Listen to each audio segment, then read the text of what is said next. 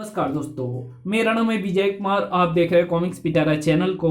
तो चलिए दोस्तों, हम लोग कॉमिक्स पढ़ रहे थे राष्ट्रद्रोही, और इसका पहला पार्ट मैंने अपने चैनल पर अपलोड कर दिया है। पहले पार्ट में मैंने इस कॉमिक्स को 14 पेज तक कवर कर दिया था। अब इस पार्ट में इसके आगे कहानी को शुरू करते हैं। हमारी दुनिया में तुम्हारी बात ठीक ऐसी मानी जाएगी जैसे बारात में दूल्हे की बात मानी जाती है। अपराध की दुनिया में प्रवेश की ये जरूरी शर्त है, तो मैं इस शर्त को पूरा करने के लिए तैयार हूं। जुर्म की दुनिया में पहुंचने के लिए तिरंगा कितना बेकरार था, इसका सबूत तिरंगा के चेहरे पर और उसके प्रयासों से साफ दिख रहा था। वो एक अपराधी को छुड़वाने के लिए उस पुलिस स्टेशन के बाहर था, लेकिन उसे छुड़ाने के लिए तिरंगा को हवालात तक पहुंचना था, और वहां तक पहुंचने से पहले उसे हटानी थी कई अड़चनें। वो अड़चनें वहां मौजूद उन पुलिसकर्मियों के रूप में थी जो तिरंगा को देखकर ऐसे संभले जैसे सांप नेवले को देखकर संभलता है। अच्छा हुआ तू यहीं आ गया तिरंगा, हम तुझ जैसे अपराधी को खींचकर थाने लाने की मेहनत करने से बच गए। मेहनत करने से बहुत कतराते हैं पुलिस वाले, मेहनत करने से बहुत कतराते हैं पुलिस वाले। अगर ऐसा ना हो तो हम जैसे अपराधी न खुलेआम घूम पाए धाड़ धड़ाक, और ना ही अपने मकसद में कामयाब हो पाए धाड़। फर्जी एनकाउंटर दिखाकर अपराधियों को मारने के लिए बदनाम हूं मैं। आज पहली बार असली एनकाउंटर करके तुझे मारने का सुनहरा मौका मिला है। मैं इसे गंवाना नहीं चाहता। धाए धड़ाक। असली एनकाउंटर का ये नुकसान है कि उसमें वार अपने पर भी हो जाता है। इन सब से इस तरह निपटने से अच्छा है कि मैं इनकी गोलियों का जवाब बेहोश कर देने वाले नर्व गैस के कैप्सूल से दूं। बड़ाक। सिपाहियों को नर्व गैस में फंसाकर तिरंगा दौड़ पड़ा और कुछ ही पलों में हवालात में बंद काला मकड़ा तक जा पहुंचा। मैं तुम्हें निकालने आ पहुंचा हूं काला मकड़ा, लेकिन यहाँ की चाबी तो इंस्पेक्टर के पास है। इस ताले को खोलने के लिए एक चाबी मेरे पास भी है। खट। इस ढाल के रूप में खट। ढाल में लगे मजबूत ब्लेडों के एक ही वार ने मोटे ताले को काट डाला, और कुछ ही मिनटों बाद वो काला मकड़ा के साथ चिनोय के सामने था। तुम काला मकड़ा को छुड़ा लाए। हाँ, और ये इस बात का सबूत है कि तिरंगा को अब कानून की रक्षा करने में नहीं, उसे तोड़ने में मजा आता है। झपटकर तिरंगा को अपनी बाहों में भर लिया चिनोय ने। अपराध की दुनिया में तुम्हारा स्वागत है तिरंगा। इस दुनिया में तुम्हारी एंट्री जश्न मनाए जाने के काबिल है, लेकिन इस जश्न को मैं अकेला नहीं, वे सभी अपराधी भी मनाएंगे जो तुम्हारे पास मौजूद बेशकीमती राष्ट्रचिन्ह की नीलामी में कल मेरी कोठी के अंडरग्राउंड तहखाने में इकट्ठे होंगे। तिरंगा हमारा दोस्त, कानून का दुश्मन। आप सबने अपने बीच मुझे जो इज्जत दी है, इसके लिए मैं आप सबका आभार प्रकट करता हूं और पेश करता हूं वो नायाब चीज जिसने तिरंगा की देशभक्ति को खरीद लिया। और उसे खरीदकर तिरंगा की देशभक्ति को हम खरीद लेंगे। नीलामी शुरू करो। नीलामी शुरू हुई। 1 करोड़, 2 करोड़, और अपनी चरम सीमा पर जा पहुंची 10 करोड़।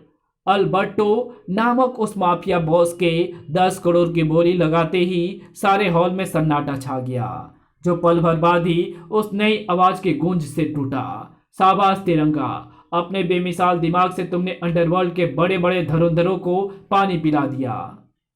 उनसे ऐसी चीज के 10 करोड़ रुपए लगवा लिए जिसकी कीमत असल में 10 रुपए की भी नहीं है। यह आदमी कौन है? आने वाले ने तिरंगा के साथ साथ सभी को स्तब्ध कर दिया था। खुले के खुले रह गए सभी के मुंह। ये तुम क्या कह रहे हो? मैं सही कह रहा हूं, ये नकली राष्ट्र चिन्ह है जिसके बल पर तिरंगा सारे अपराध जगत को बेवकूफ बना रहा है। मुझे इसी आदमी की तलाश थी। ये मेरे हाथ से बचकर नहीं जाना चाहिए। जान छोड़कर उसकी तरफ भागा तिरंगा, लेकिन उस तक पहुंच नहीं पाया। भागने की इतनी जल्दी क्या है तिरंगा? हमारे कुछ सवालों के जवाब तो देता जा। धाड़।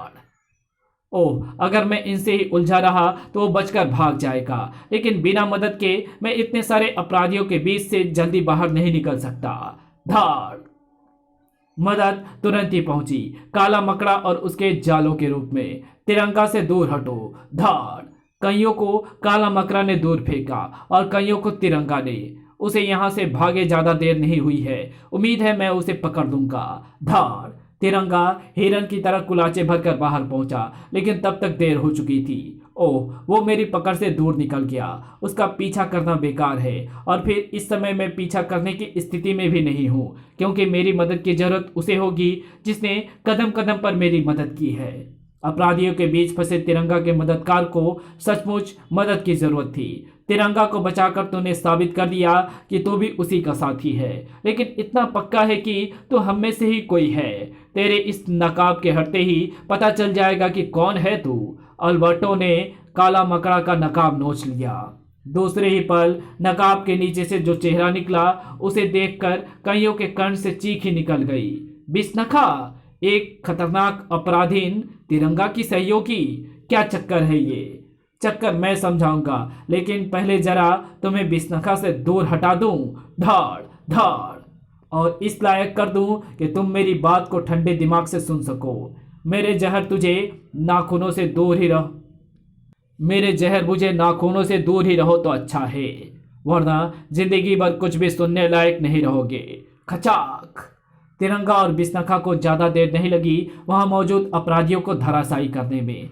हाँ तो प्यारे भाइयों, अब सुनो सारा चक्कर। कुछ दिनों पहले की बात है, मुझे कमिश्नर साहब ने संदेश दिया कि राष्ट्रपति महोदय गुप्त रूप से मुझसे मिलना चाहते हैं। मैं उनके बुलाने पर उनके निवास स्थान पर पहुंचा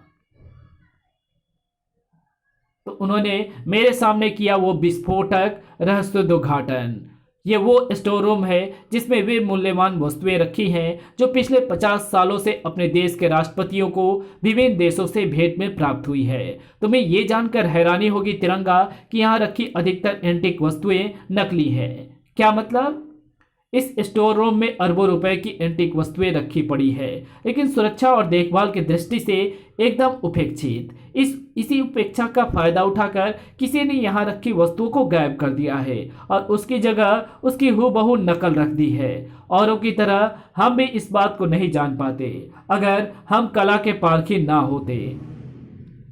यहाँ रखी हर वस्तु राष्ट्र संपत्ति है सर, इसलिए उनको चुराना राष्ट्रद्रोह है। आपको इस विषय में तुरंत ही सख्त कार्रवाई करनी चाहिए। हम अपने स्तर पर हर कोशिश करके देख चुके हैं, लेकिन राष्ट्रद्रोही इतना अधिक सतर्क है कि हमारी पकड़ में नहीं आया। बात को ज्यादा फैलाकर हम उसे सतर्क होने का अवसर नहीं देना चाहते, इसलिए इस विषय में हमने अपने अत्यधिक विश्वास पात्र लोगों को ही बताया है और उनसे विचार विमर्श करके तुम्हें बुलाने का निर्णय लिया है। तुम्हें अत्यंत गुप्त तरीके से इस केस की छानबीन करनी है और उस राष्ट्रद्रोही को सामने लाना है। मैंने उसे सामने लाने की योजना बनाई और माननीय राष्ट्रपति को सुना दी। इस योजना में तुम्हें जो भी सहयोग चाहिए हम तुम्हें देने को तैयार हैं। राष्ट्रपति महोदय का आदेश मिलने के साथ ही मैंने बेशकीमती राष्ट्र चिन्ह को मोहरा बनाकर अपनी योजना पर काम करना शुरू कर दिया और उसकी नकल बनवाकर बिस्नखा को अपनी योजना में शामिल किया और उसे बिस्नखा की जगह काला मकड़ा बना दिया। फिर सारी दुनिया को दिखाने के लिए मैंने राष्ट्र चिन्ह की चोरी की और उसे लेकर चिनोई के पास पहुंचा, क्योंकि मुझे सिर्फ राष्ट्रपति भवन से राष्ट्र धरोहर चुराने वाले चोर को ही नहीं, तुम जैसे खरीदारों को भी तलाश करनी थी। मैं जानता था चिनोई सेठ मुझ पर एकदम से विश्वास नहीं करेगा, इसलिए मैंने उसके सलाहकार लोटिया को पहले से मारपीट कर इस बयान के लिए राजी कर दिया था कि वो चिनोई के सामने इम्तहान की और काला मकड़ा को हवालात से छुड़ाने की बात करे। उसने वैसा ही किया और इस तरह मैं काला मकड़ा को जेल से छुड़ाकर चिनोई को विश्वास जीतने में सफल हो गया और साथ ही सफल हो गया तुम सभी को जेल पहुंचाने का इंतजाम करने में। प्यूं प्यूं।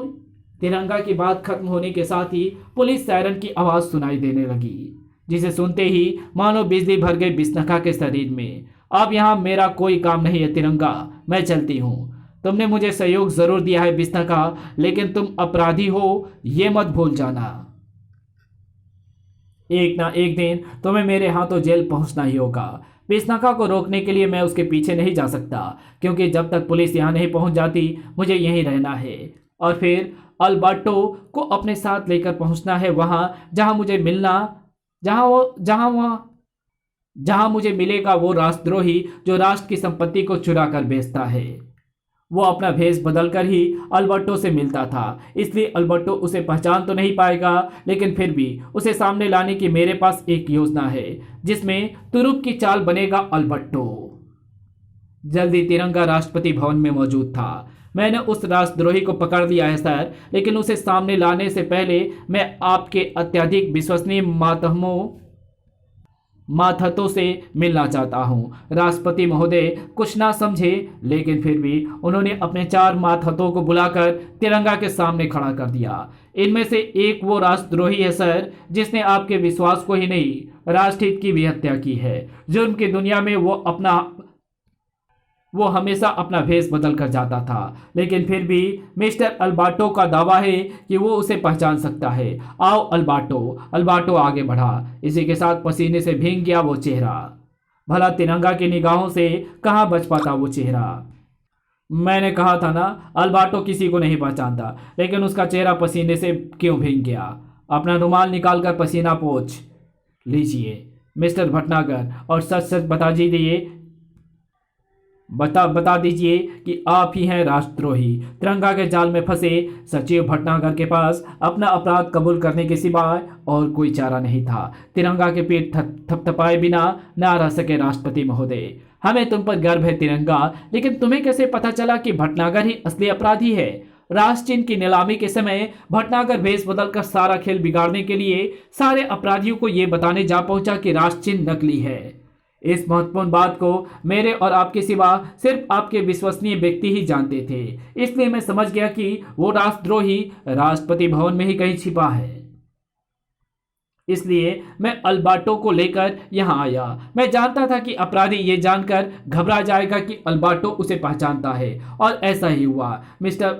फिर भटनागर और अल्बर्टो के बयान के मुताबिक छापे मारकर वे सारी वस्तुएं बरामद कर ली गई जो राष्ट्रपति भवन से गायब की गई थी। इसी के साथ ये कहानी यहीं समाप्त होती है। तो आपको ये वीडियो कैसी लगी? वीडियो अच्छी लगी तो इस वीडियो को लाइक शेयर कमेंट जरूर कर देना। चैनल पे नए हो तो चैनल को सब्सक्राइब कर ऑल नोटिफिकेशन को सिलेक्ट जरूर कर देना, और जहां इस वीडियो की जरूरत हो वहां इसे शेयर जरूर कर देना। Thanks for watching my videos.